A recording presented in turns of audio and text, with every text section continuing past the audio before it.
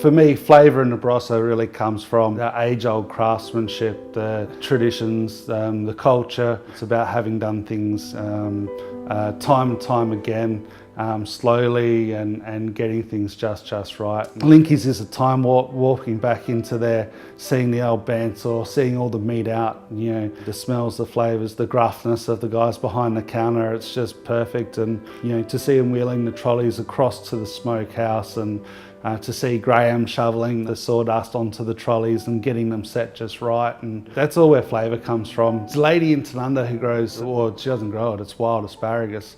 And it's just one of those things that, you know, when it comes through the back door and you have so much of it and it's so good that it's hard not to put on just a dish of asparagus. One of the most exciting times of year is when the raspberries start coming from Williamstown, and then all of a sudden I walk in, there's 3 ice cream tubs full of just absolutely immaculate raspberries, and then there's one of silverberries, and there's maybe some blackberries, and they're just so amazingly good. Figs in summer are probably one of my personal favourites. Preserved figs, those big green sappy Barossa figs that grow everywhere, just makes such a great preserve. In the Barossa, you've just got all these different types of peaches, for instance, and the same varieties will ripen in a certain way. So over about the period of 2 to 3 weeks, they'll ripen from the south all the way through to the north of the Barossa, and so you need to almost have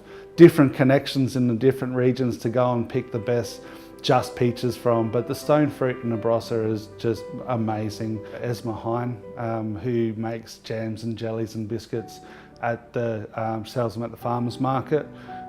She's pretty stoic and never letting anyone eat any of her recipes, which is a little disappointing because they are so out of control good. There's a little old lady who lives over the hill called Laurelie Larson. She grows the best lettuces that I've ever seen. That's what she does best. The real food heroes in the Barossa aren't the ones that are shouting it from the rooftops. They're the ones that are just doing it and doing it well.